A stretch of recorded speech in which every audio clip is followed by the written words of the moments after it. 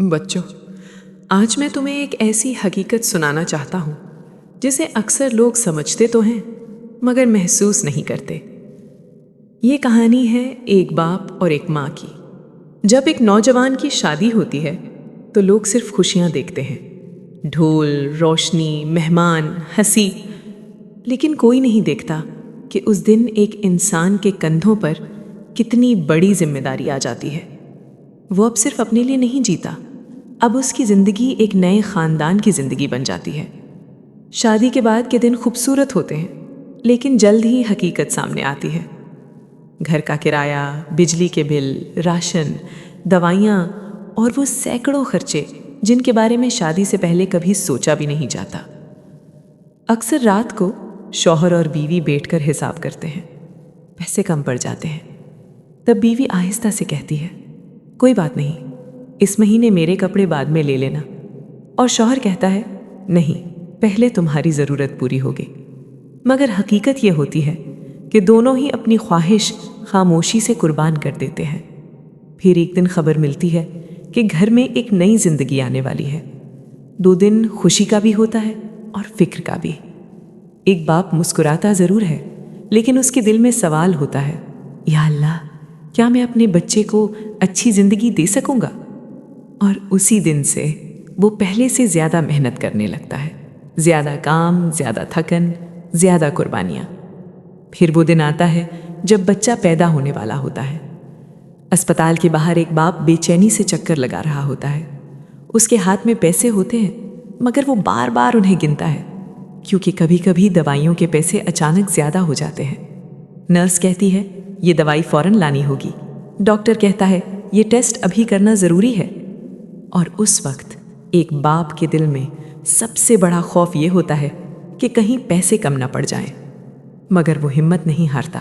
وہ دوست کو فون کرتا ہے، ادھار لیتا ہے، صرف اس لیے کہ اس کے بچے کو کوئی تکلیف نہ ہو۔ اور ماں صرف 9 مہینے کا بوجھ نہیں اٹھاتی، وہ درد برداشت کرتی ہے، خوف برداشت کرتی ہے، بے شمار راتوں کی بے خوابی برداشت کرتی ہے، صرف اس امید پر کہ اس کا بچہ سلامت دنیا میں آئے۔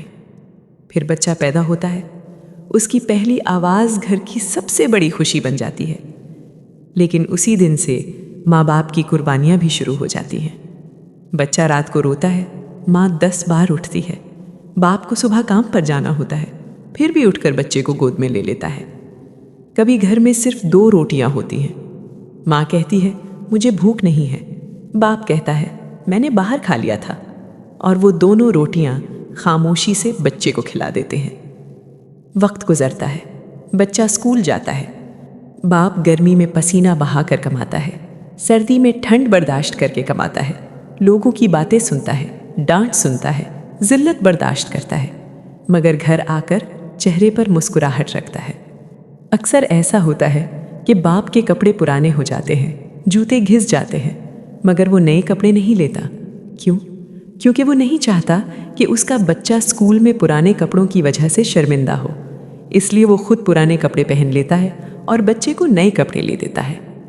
پھر وہ بچہ بڑا ہوتا ہے، پڑھتا ہے، کامیاب ہوتا ہے، لوگ اس کی تعریف کرتے ہیں، مگر اکثر وہ ایک حقیقت بھول جاتا ہے۔ وہ بھول جاتا ہے کہ اس کی کامیابی کے پیچھے ایک باپ کے پھٹے ہوئے جوتے ہیں، ایک ماں کی جاری ہوئی راتیں ہیں۔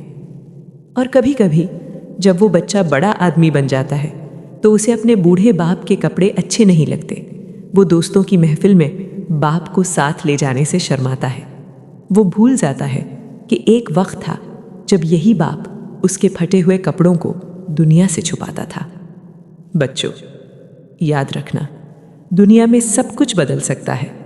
دولت بدل سکتی ہے، دوست بدل سکتے ہیں، زمانہ بدل سکتا ہے، مگر ماں باپ جیسی محبت کبھی دوبارہ نہیں ملتی۔ اگر تمہارے ماں باپ زندہ ہیں تو انہیں اپنی زندگی کی سب سے بڑی نعمت سمجھو۔